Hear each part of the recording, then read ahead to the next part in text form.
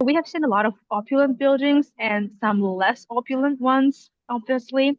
But the amazing thing is all these buildings in this Soviet form had already been there, even at times of Catherine the Great. Obviously, all of them got redesigned, revamped in many ways.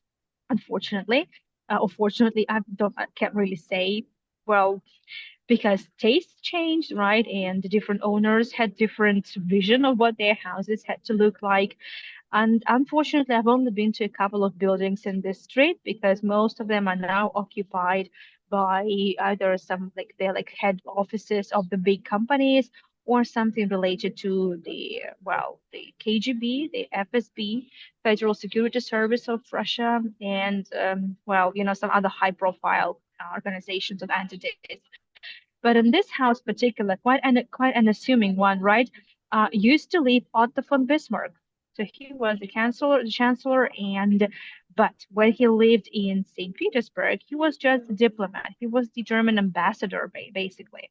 We have the memorial plaque. So from 1859 till 1862, families that owned it. The Fermor Stenborg dynasty. I might do a tour about them at some point because there is quite a lot to talk about this interesting family. But for the time being, we're just focusing on Otto von Bismarck because, and indeed, I would say this embankment is was and is still there are some embassies on this embankment, and all the diplomatic visits of kings, presidents of other states throughout the Romanov period, the imperial period, and even the Soviet times.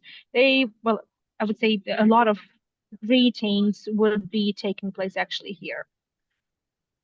And the building next to it is probably one of the, I would say, oldest and unchanged facades. He lived Olga Zherevtsova. And Olga Zherevtsova happened to be a sister of Platon Zubov. Yes, Platon Zubov also happened to be one of the favorites of Catherine the Great. And as you know, Catherine the Great had a son, Paul the First. And Paul, as you know, had a difficult fate and only ruled for 4 years, for months and for days before he was dethroned, like really violently assaulted by plotters and killed by them. So one of those people was actually Zubov and several other politicians and diplomats around Paul. Basically, those were all the people who worked with Paul and who even knew his late mother, Catherine the Great. And Olga Zherevtsova, since she was a relative to Platon Zubov, she used her house as kind of a hub. This is where they met, and this is where the plotters gathered to think of all, just to think up all these intrigues. And Olga Kuznetsova herself, she had zero interest and zero support and mercy towards Emperor Paul because she was interested in another gentleman who happened to be the Earl Whitworth, who was the diplomat at that time, end of the very end of the 18th century. He was a diplomat. He was an ambassador of the Russian Empire. And as you know, the British joined the plotters. However, it became known to Paul, so he found out that Earl Whitworth was involved in some sort of plotting against him, and Earl Whitworth managed to escape before he would be taken to prison, or before he would have to face the uncomfortable conversation with Emperor Paul, and that was basically it. So he escaped, and it took the plotters another couple to get rid of Emperor Paul. As you know, he was killed in his own bedroom. So that house that I just showed you, it was kind of the secret spot where the plotters gathered and where they eventually, I would say, designed the plot to kill the emperor. And as I said, this house is one of the most unchanged ones, and indeed, its facade hasn't really been changed for more than 100 years. It still looks very classical, and it's like early 19th century facade. But the buildings, all the buildings in the street are very old originally, so their walls would be, the bricks would be from the 18th century. And right now, there is a hotel, Happy Pushkin, it's called, like Счастливый Pushkin, Why it's called so? Because Alexander Pushkin, and thanks to Misha's tour that he did a couple of weeks ago, and also I think it's a known fact that Alexander Pushkin was a Russian poet number one. And he was big even in the Caucasus, even in Georgia. There is a street named after Pushkin. And he lived in this house together with his wife. They were newlyweds and they moved into this house. And the newlyweds lived in this house for over a year. They rented it. And so that's why it's called Happy Pushkin because he was happy. He just got married. As you can see, the rooms are very small. I can't tell whether this is the original layout of the rooms. I have no idea. So the hotel still looks very interesting. They try to design it to the, I would say, early 18th, well, early 19th century. And as you can see next to this yellow classical facade is something quite different, something that really is really different, like really stands out. This grayish facade, well, I mean, gray facade of this quite a quite an impressive building. Looks very different. They look definitely like from the different times because that's exactly the case. What we're looking at is the well, originally 18th century building, completely redesigned in the at the turn of the 20th century. It just belonged to the Yusupa family, and Tatiana Yusupova, being from the Yusupa family, was very close to the court, and she actually was the lady in waiting to Catherine the Great. Catherine the Great absolutely adopted this charming young lady, also extremely educated and talented, as well as all the other, well, I would say, guests of the royal court. For example, the visitor from Europe, the Duchess of Kingston upon Hull, Her Grace, Duchess Kingston upon Hull, was absolutely charmed by Tanya Suvarov, and she wanted to basically adopt her and take her back with her to England. But now that never happened. And eventually, Catherine the Great found a husband for the for the Yusupova, a relative of Grigory Potemkin. Grigory Potemkin himself was a very dear to Catherine the Great heart. Her favorite, one of her favorite.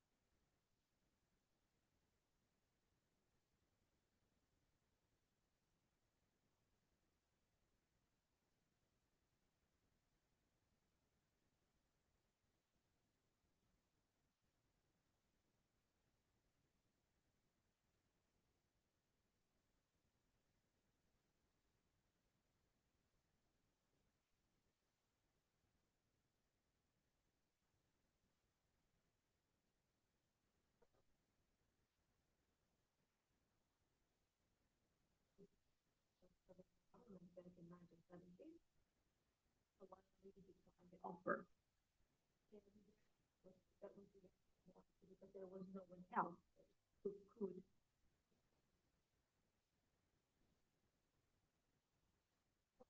also he wouldn't have let it happen anyway. This is written in the photograph, the ceremonial meeting of the President of France, Poincare, Raymond Poincare, visited the Russian Empire shortly before the First World War broke out. And Russia and France were also England were allies, and such visits were quite frequent. Um, However, the Grand Duke didn't live in the palace long, and in fact, he eventually rented it out to the Spanish embassy. These are the photos taken in around 1916. The Spanish embassy was housed there, so the photographs. Well, we can't guarantee how much of the interiors were changed by the Spanish embassy, but I personally don't think that a lot of works were done, and the photos pretty much also tell how the interiors looked during the times of the Grand Duke. Sort of the Grand Duke himself is very sad, unfortunately. He survived the revolution. 1917, he left, he escaped from St. Petersburg and ended up in 1918 in the town of Perm in the Ural region, and he was killed there. So it's a very sad story. There are many other stories around the Grand Duke, his love life, and the scandal around the woman that he fell in love with. And I think that actually, not I think, but I have decided that I will be giving you the story of this palace on a separate tour. And the tour is already scheduled. You can find it on my website. And well, the palace is not really a museum. This place has never been a museum. But even after that, more than 100 years of this, well, the Soviet and Russian period, there is still quite a lot to see. And well, the story of his life is pretty amazing, I would say. And well, so that's why we're going to be talking about this palace later on. And now let's talk about its neighbor. I would say quite an assuming building, very typical, nothing unusual. There are so many buildings like that in St. Petersburg. And plus, nearly everyone in St. Petersburg knows that this building is kind of closed. There's nothing really going on there. So I would say most people don't even notice it. However, it has quite an interesting history. Originally, the land and the building, not this one, this building is the result of a lot of changes that took place in the 19th century. Uh, However, like first half of the 19th century mainly, well, originally the building looked different, was much smaller. A lot of changes took place here, but the plot of land that the building is standing on belonged to the Sheremetyev family, a prominent aristocratic dynasty. And it's for the, I would say, biggest part of its life, it was rented by the British factory, not the factory that we know nowadays, like a manufacturing facility. No, it basically meant back in the days, even before the empire, actually, even before the Russian Empire, it actually meant kind of the trade union and the community of a certain of the representatives of a certain country. So the British factory rented this house from the Sheremetyev, starting from the 18th century. However, it's important to tell. I want to share with you a couple of other stories related to that. That the history of the British diaspora, British community in Russia goes back in time, actually way back to the times of Emperor or Tsar Ivan the Terrible or Ivan the Fourth. Exactly in the 1500s, so 16th century, the first trade contacts between the British merchants and Russia started, and Peter the Great only intensified it. He solidified the partnership with the British during his trips. He also stayed in London for a long time, where he studied shipbuilding and many other trades. So he established a lot of contacts and hired a lot of British specialists, English specialists in shipbuilding and other trades. The thing is that before Peter the Great, the center, I would say, of international commerce was Arkhangelsk. You can find this city on the map. It's in the middle to the right from St. Petersburg. But that was, I would say, that was quite a journey because they would have to go, the ships would have to go through the White Sea and then go all around Norway and Finland. That's really quite a schlep. That's well, that's really really a long trip and a waste of time. So obviously, when Peter the Great opened the access to Europe through the Gulf of Finland, and from St. Petersburg, the British factory also moved. But originally, yes, they had their headquarters. They had the British factory in Arkhangelsk or Archangel. Archangel. That's how they call the city. There are still some documents and the etchings and the images of Arkhangelsk in the archives in Great Britain. Well, and there are a lot of materials in general. There was quite a, I would say, quite a good network, a lot of connection between the two countries. However, after having moved to St. Petersburg, let me go back here for a while. Well, the British factory needed a place to stay, and they also needed a church. So originally, the Protestant church, Anglican church, was housed in the courtyard of the house of Cornelius Cruz. Was well, uh, he was one of the specialists in shipbuilding and trade. One of the people that was hired by Peter the Great, and in his house, well, basically in his courtyard, that's the house of Cornelius Cruz, was built kind of really makeshift wooden Anglican church. It looked like that. This is just the image that I found online, but shortly, they realized that that place just could not fit the growing community, and they decided to find a better location. So Cornelius Cruz, eventually being the kind of the head of the community, he found a house that belonged to the Sheremetyev family, and this is how basically everything started. The building didn't look well. That's Pyotr Borisovich Sheremetyev, who owned the place during the time. However,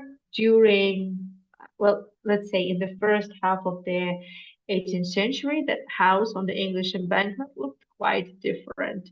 We can't say that the rendering here in this illustration from the British archives looks I would say correct, and it accurately depicts what the building looked like. But we know for sure that the house didn't look the way it looks nowadays. So there would be still a lot of changes made to it. And when the British factory moved into this house uh, the and the church started functioning, the pastor of the church was appointed Daniel Dumaresque, who also was hired by Peter the Great, and he eventually became sort of a middleman and the consultant and the legal advisor for the numerous trade deals that were signed between Russia and Europeans, not only the English, by the way, and not only the Dutch.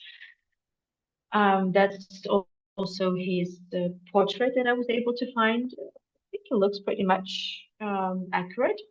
So, and that's what the house of the British factory looked like in St. Petersburg. Now, on this illustration by Benjamin Peterson, we actually could see the English embankment. Peterson was one of the I would say, prominent artist that's painted in St. Petersburg in the second half of the 18th century. He left a lot of super accurate illustrations of the city that are still used by the architects, historians, the tour guides, and everyone. Pretty accurate, I would say. So in this image is from here we are overlooking the English embankment from the opposite bank of the river. That is the University embankment on the Vasilyevsky Island, and exactly in the center, the yellow building is the building we are talking about. Obviously, it looked different. It would be rebuilt several more times ever since the 18th century. So in the 19th century, there were added columns and the three sculptures. I found the photo, well, because there are no sculptures anymore on the roof. They were removed at some point, but I found this photo that in the courtyard there was, well, at least parts of the sculptures were stored for some time. The interesting thing is, well, there were, as I said, St. Petersburg was the international, and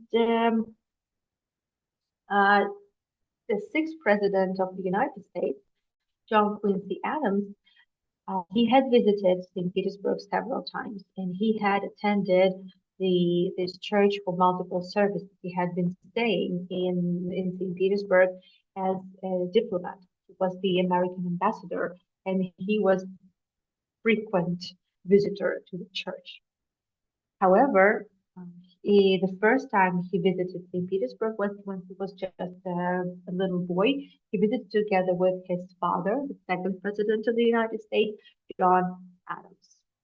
Quite an interesting story. So there were a lot of prominent European politicians, merchants, traders, people of all walks of life, basically from Europe, well, Protestants, that visited the church. Speaking of the interiors, so the church had a copy of Peter Paul Rubens' The Descent of the Cross. It was first placed on the altar and then removed to the opposite side of the aisle. Again, as I said, I have no idea where the sculptures are at the moment. Um, Well, let's say the last big overhaul took place in mid-19th century. This is the postcard. The photo was taken somewhat in the second half, like closer to the end of the 19th century. And this is a modern photograph. It was taken several years ago. And just to compare, I would say that it pretty much hasn't changed. There's an organ there. The current organ was made somewhat in the second half of the 19th century by well, I would say very prominent organ manufacturer. Let me go back. So Brindley and Foster, and it was a present. It was a present from a prominent British family. It was in 1877. This is when this organ was made and delivered to the church. Also, another big donation was made in the form of, in the shape of the two stained glass images from the 19th century. Here they are, and there would be more stained glass images created, as well as the mosaic works. They were created in the Academy of Fine Arts in St. Petersburg. So they would be placed from the both sides of the altar and of the other walls as well. This is the building of the Academy of Fine Arts. Other than that, I would say that from the inside, indoors, the church looks way more opulent than from the outside. I would say the building is really, really, really unassuming. And these photographs, as you may have guessed, were taken not so long ago. Well, we're going to talk about the turbulent history of the 20th century now. And obviously, everything changed after the 1917th revolution. So the last pastor of the church was Bosfield Swan Lombard. He was well loved by the community, and we could say he was, well, technically speaking, he had nothing to do with the politics anyway.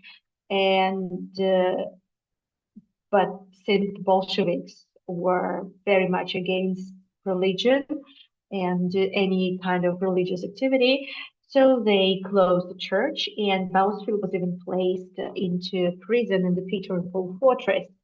But but he was released, and he managed to leave the country, and he ended up safely in Europe. So he survived.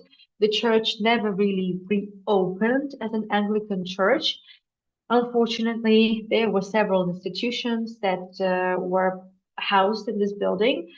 However, the main hall, church, uh, the church hall itself, was mostly closed, empty, and sometimes it would serve as the concert venue because of the good acoustics. However, after the collapse of the Soviet Union in the early 2000s, there were carried out several services, but it was, I would say, more of a just exception because officially the building was passed on to the State Philharmonics and then another concert hall, and in like 2010s till around 2020, there would be held concerts like occasionally again because of the acoustics. And to the best of my belief, well, another photo from the 2000s. But unfortunately, right now the building is closed, and it's well, they are supposed to carry out the restoration there, but I highly doubt that it would reopen as a church after the restoration. Because technically speaking, the building never really belonged to the church, to the Anglican church. It only rented it from the Sheremetyev family. So the only one that kind of really has the right to claim the building back is the Sheremetyev family descendants. But there is no actually any reclamation law. So yeah, that's not really going to happen. So this is basically it. Let me just do the following. So this is what we were able to cover several hours ago on my tour that I had to be doing actually, well, next to the market. And this is it. So this is my way to make up for the bad quality due to the poor connectivity. I mean, the sound was okay, but the video was really blurry and, well, it's just absolutely impossible to watch. So I think this is kind of the way to make up to you for the poor quality. And right now, Dobby can go to bed. Thank you everyone for watching, and thank you so much for your support. You know, you can always leave me a PayPal donation. You can buy me a coffee, and I will see you on my tours. Bye bye.